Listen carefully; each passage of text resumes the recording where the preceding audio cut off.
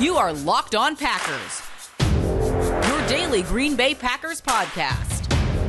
Part of the Locked On Podcast Network, your team every day.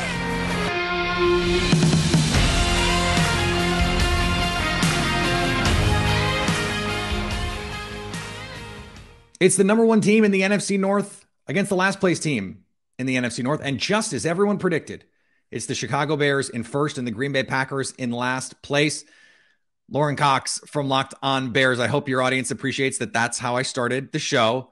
I am Peter Bukowski from Locked On Packers. And for Locked On Packers listeners, I'm sorry. That's just the truth. That's just where we are after 1 week here on our Locked On crossover for week 2, which is brought to you by Prize Picks, which is a great way to play daily fantasy. Pick some players, you pick over or under the projection from Prize Picks, and if you hit, you get to win money. It could not be easier. Use the promo code LOCKEDON to get that deposit match at Prize Picks. Lorin, Packers Bears. We always have a lot of fun doing these shows on Packers Bears week.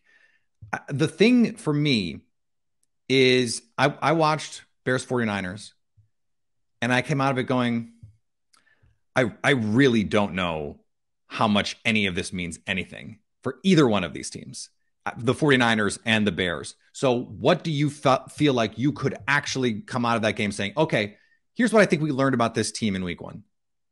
Yeah, I think for both teams, right, anything you saw in the passing game, throw it out. I mean, more or less throw it out the window. It's not sustainable. Like both quarterbacks said, it was fairly inconsistent whether or not they could grip the ball on any given play. Some plays they felt like they could grip it and rip it, and some plays it was really loose in there and the ball was not going where they wanted it to. So, yeah, I think a lot of that stuff is going to be harder to take away. I think from the Bears' perspective, you really felt like the team was able to establish an identity, a feeling of like, we are going to be a team that does not quit, that fights hard for 4 quarters, that is resilient both physically and mentally, and is not going to be, not going to get down on itself, not going to let mistakes build up and cause problems throughout the course of a game, and really sort of stay the course, stay committed, stay strong, and keep pushing, and make every team, whether they're up 17 or down 17, make every team play us for a full 4 quarters. You're never going to see them pack it in. And I also thought they did a good job of adjusting at halftime too. For me, it's sort of the bigger picture things that aren't as much of the minutia of what happened on specific plays,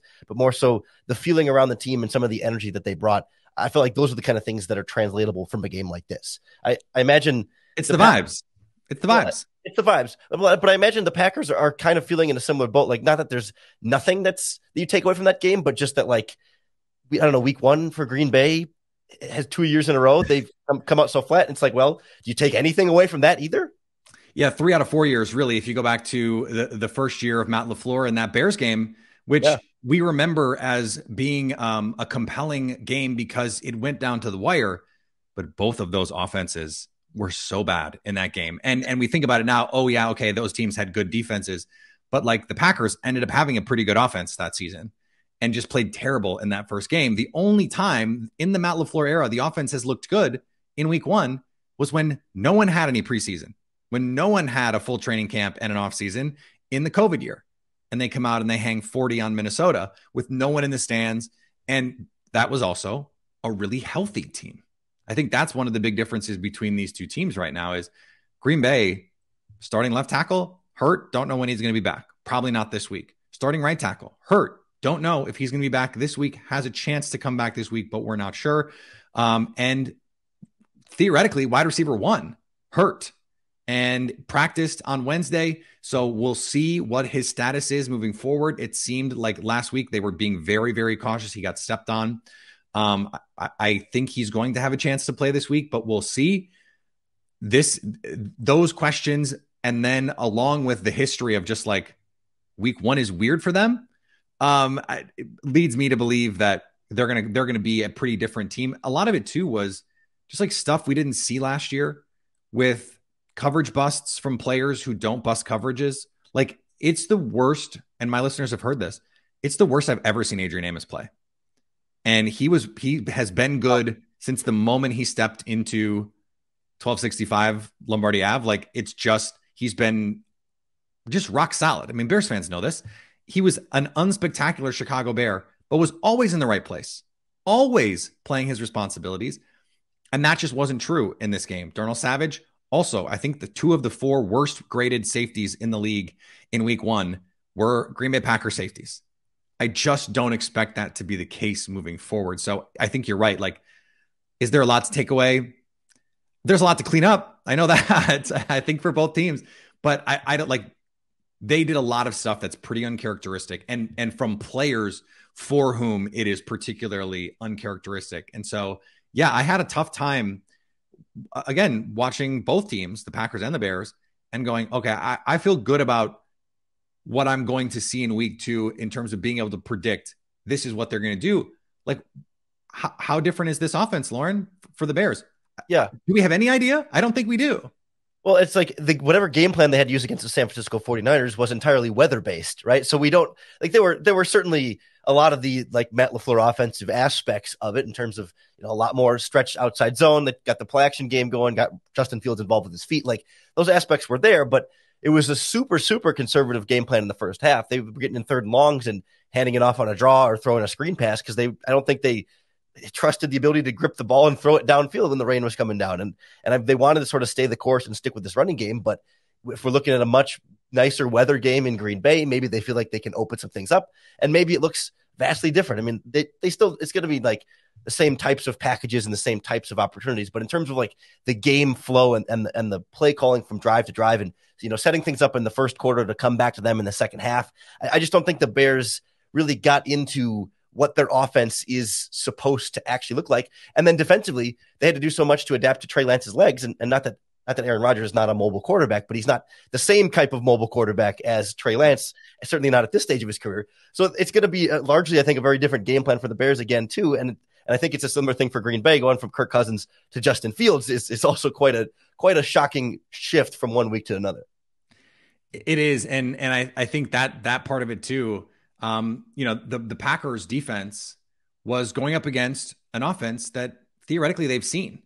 Like this should not have been a secret what the Vikings were going to do offensively. And so, all right, 2 weeks in a row, you get to do that. 2 weeks in a row, you get to go up against an offense that theoretically you see in practice every day. So if they look out of sorts again, that's when you really start having to look at this coaching staff and going, guys, what is it would you say you do here exactly?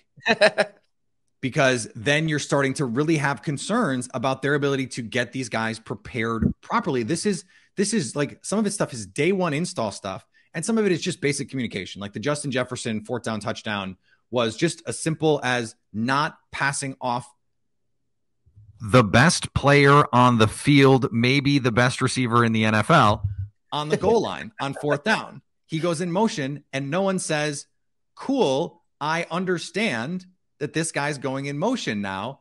It was like Adrian Amos, again, don't know what's going on there. And Eric Stokes forgot that was Justin Jefferson. And I don't know if this is just like preseason. Like I've been calling it the 4th game of their preseason because that's how it felt. And by the way, Eric Stokes and Russell Douglas and a lot of the guys on the defense were saying, we'd like to play. We'd like to play in the preseason. And that's because, Lorin, they looked awesome in camp. They looked awesome in the spring. They've been playing with their hair on fire, giving Aaron Rodgers and Matt LaFleur and all those guys fits.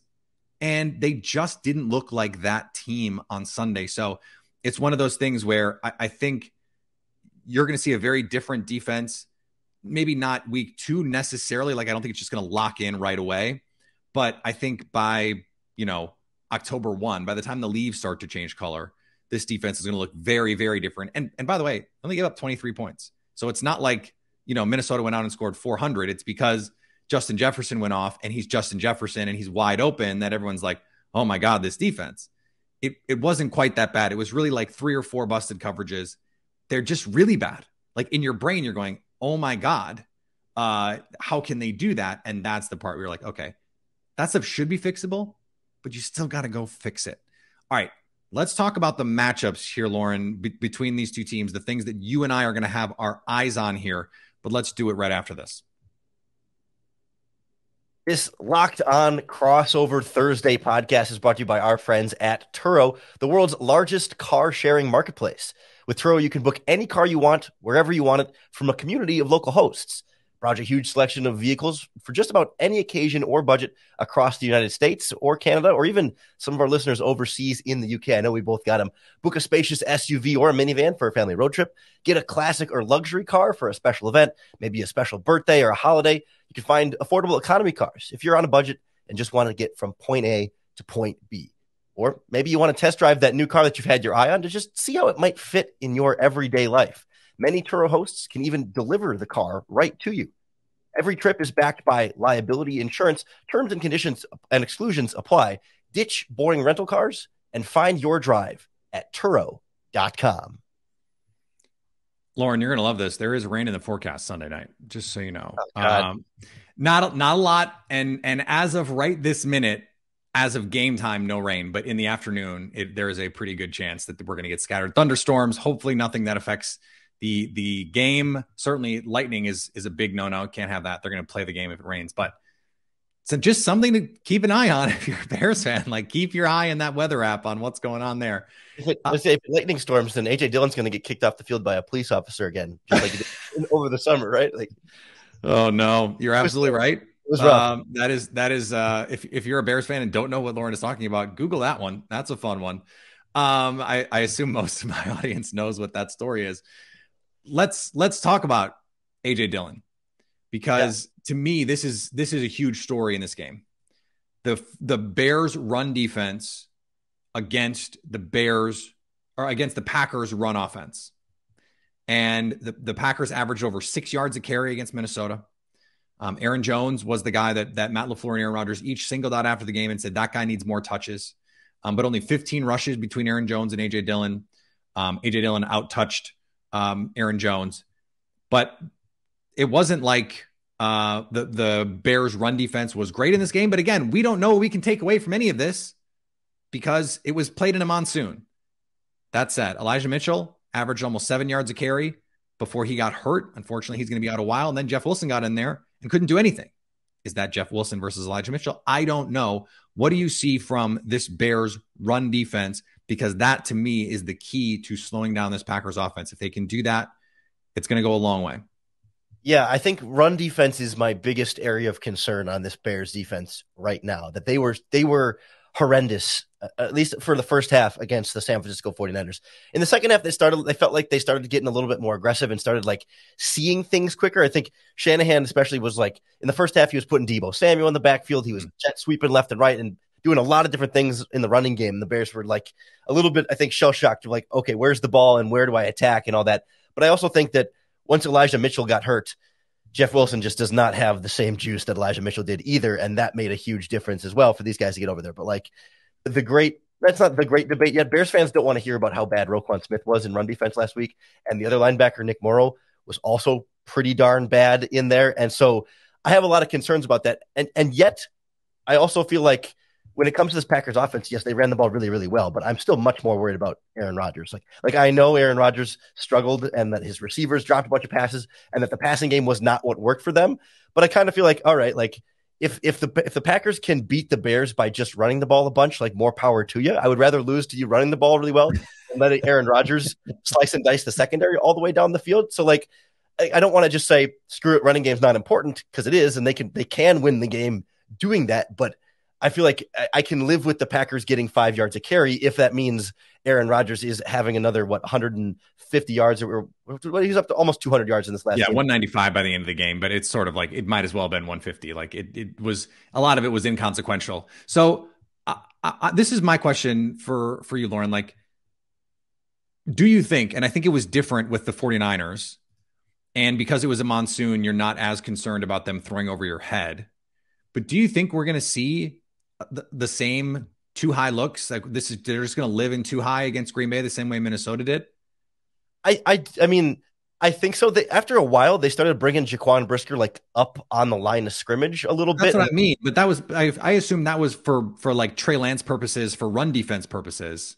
Yeah. So that's why I'm wondering, like, if the Packers can say, all right, here's 6 yards of carry, do the Bears start having to bring Jaquan Brisker into the box, and now it's shot play over top time?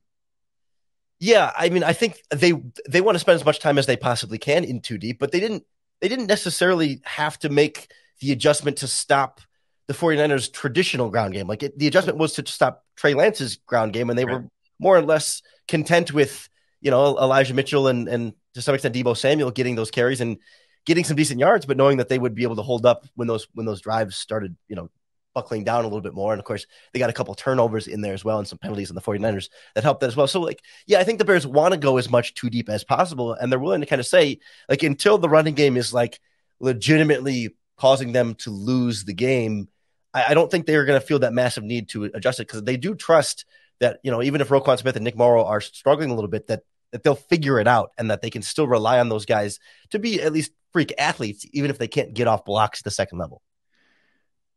So the Packers pass rush against Minnesota, they got pressure on Kirk Cousins over 40% of his dropbacks, and Justin Fields faced pressure at a similar rate against San Francisco. Part of that was really bad field conditions, so guys are taking longer to get in and out of breaks. Part of that is it's not exactly an all-star group of receivers in terms of trying to get open, and part of that is Trey Lance is still working through the processing part of playing the position. There's a lot of different factors that contribute to all of this. And I want to be clear about that, because Bears fans are mad about a tweet I had where he was one of the lowest time to attempt quarterbacks in the league in week 1.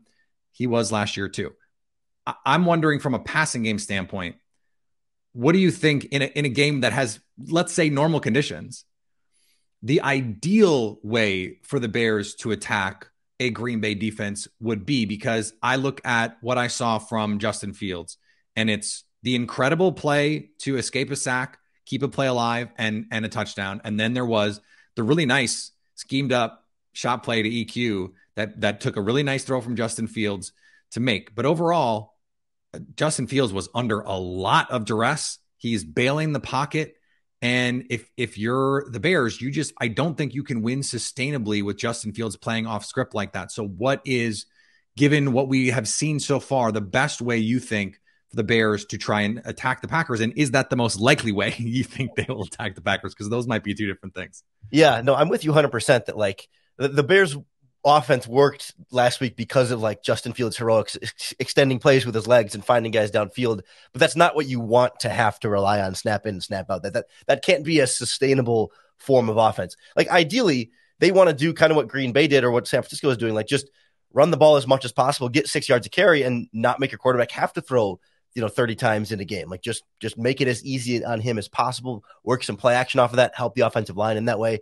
And eventually the Bears started to get more into that in the second half.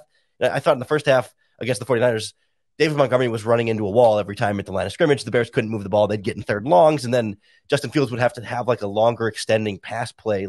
He would just need more time on the clock for a player to get open on 3rd and 9 than he would on 3rd and 5. And so then the pocket would break down. Then he'd have to get out of the pocket, and it just became too messy. Second half, it felt like the passing plays they got into sped up, right? It was quicker reads. It was quicker progressions, not so much from Fields, but in how the play was designed.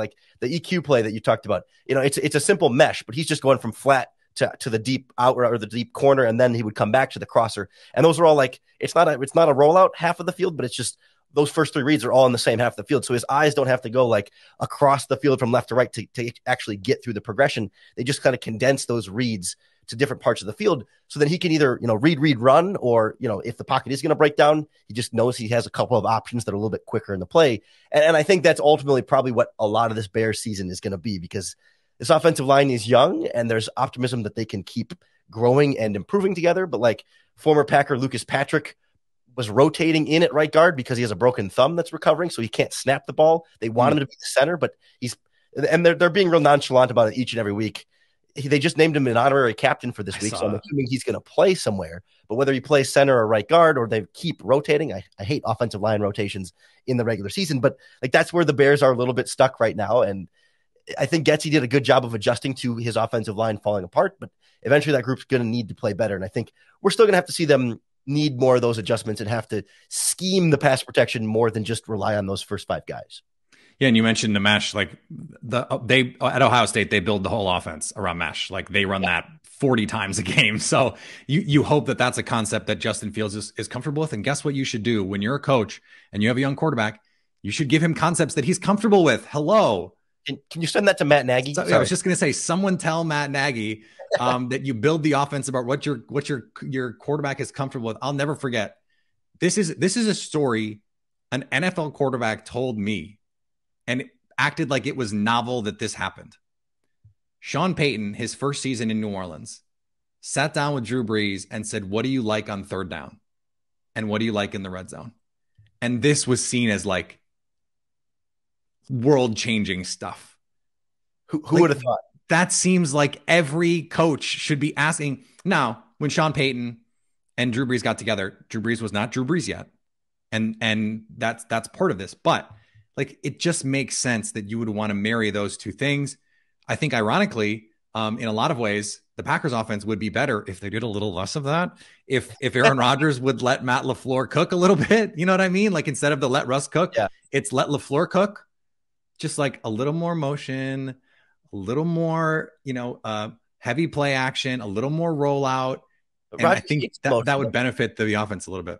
Didn't I read like earlier something that Rodgers said he hates motion, or he's annoyed by pre-snap motion because it used to bother him more, and LaFleur has convinced him. And this was from a piece from Kevin Clark, who was on our show earlier this week. And it was a great interview, and I would actually highly recommend that your listeners go check that out, because Kevin Clark is just an awesome writer, number one, but it's a really good interview talking about Matt LaFleur's peers and what his peers say about him. But yes, there was this give and take of like, I don't want to be running motion on every play, Matt. And then what Matt would do is he would explain, okay, but this is how the motion impacts defense's eyes. And especially in the run game, Rodgers has come around, like their yards per attempt, it's like 2 yards difference when they use motion versus when they don't. Like it's one of those things, like it works. It works. And that's why they do it. They were able to convince Aaron Rodgers that it works. And that's the beauty of it. All right. Final thoughts here. We have predictions coming up, score predictions, and we will summarize all of this for you in just a second. Before we do, let's talk about our friends at BetOnline. You guys know about BetOnline by now. I hope you do. BetOnline is your number one source for all of your pro and college football betting needs and sports info this season. I happen to have a great game, or a great week one with the bets. I did not have a great picking game, but the bets hit. And that's all that matter, Lorin. That's all that matter. If the bets hit, is the money in the account or not? And by the end of the weekend, it was. BetOnline is your continued source for all of your sports wagering info, including live betting, esports, and more. It's not just football. They've got baseball. They've got MMA, boxing, golf. The NBA season, training camp is just around the corner. I don't know if you know that. Training camp is coming up in the NBA, so there'll be basketball to bet on. BetOnline is a great place to get all of that stuff done. BetOnline, where the game starts. And thanks for making Locked On Packers and Locked On Bears, whichever one you listen to, your first listen every day. Be sure to check out Peacock and Williamson, their NFL show. Brian Peacock and former NFL scout Matt Williamson bring you all the big stories around the NFL, so you are up to date on everything going on around the league. You can find it on the Odyssey app or wherever you get podcasts. All right, final thoughts here, Lorin. This is a weird game that Vegas decided, our friends at BetOnline decided, you know what doesn't matter? Week one, because the Packers opened as 9.5-point favorites. It's up to 10 most places, and the over-under is like 43. So this is going to be they see a low-scoring game, something in that like 23-13 kind of range. Where do you see this game? Yeah, I'm certainly not going to come on here and predict a Chicago Bears second straight upset victory, right? I don't think, given especially. Did you predict week one? No, I did not. No. Okay.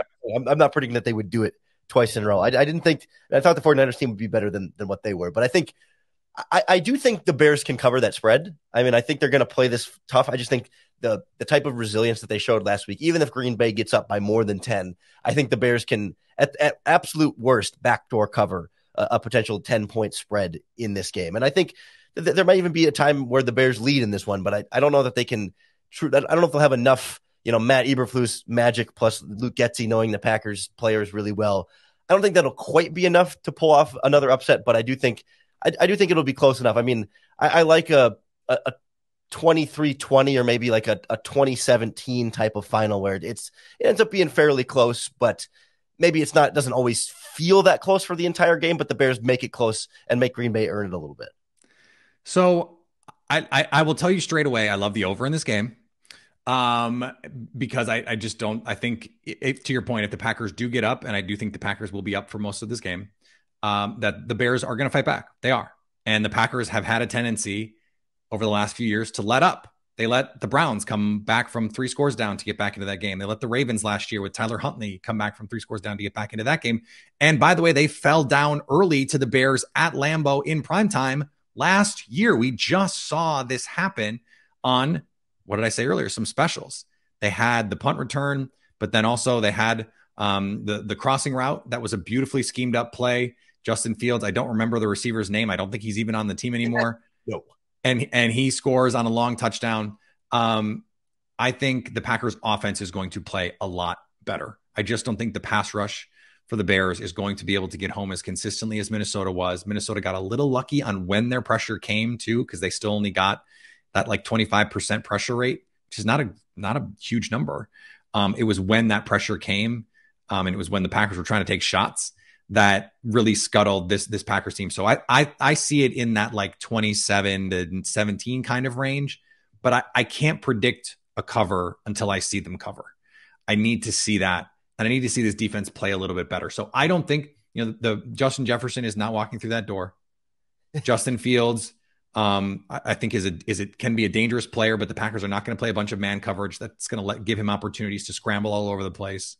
So I think they're going to be able to contain this Bears offense enough that the Packers are going to be able to score enough to make this a nice win.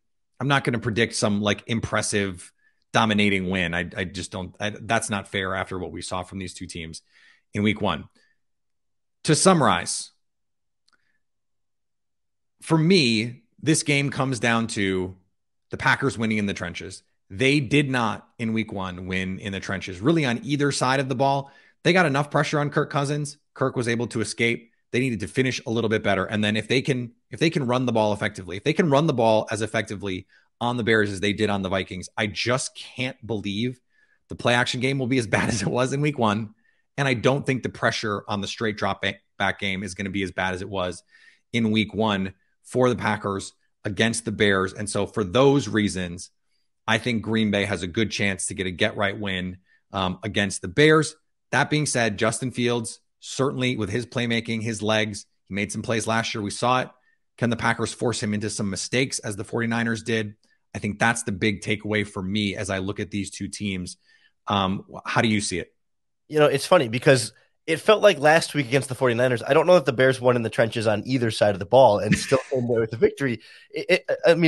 So a lot of that influence having to do with the weather, but the 49ers were dealing with the same weather as well. So I think it's going to come down to, how well can the Bears make things a little bit easier on Justin Fields? Because if they're going to rely on Fields to have to be the hero another game and really single-handedly will his way to some touchdowns in the second half, I don't know if that's something that you can completely count on doing. And I don't know if that can be enough when the offense on the other side has Aaron Rodgers instead of Trey Lance. I think the Bears might be able to get 1 or 2 on these Packers wide receivers and limit the passing game more so than we've seen in years past when it's Devonta Adams lining up all over and running up and down the defense that the Bears had. So I think there's some potential to slow down this Packers offense, but I think the Green Bay ground game should be strong enough to make Rodgers not have to be the hero in the same way that Fields has had to be the hero. And when it's all said and done, I think that'll be enough for Green Bay to pull away with this one.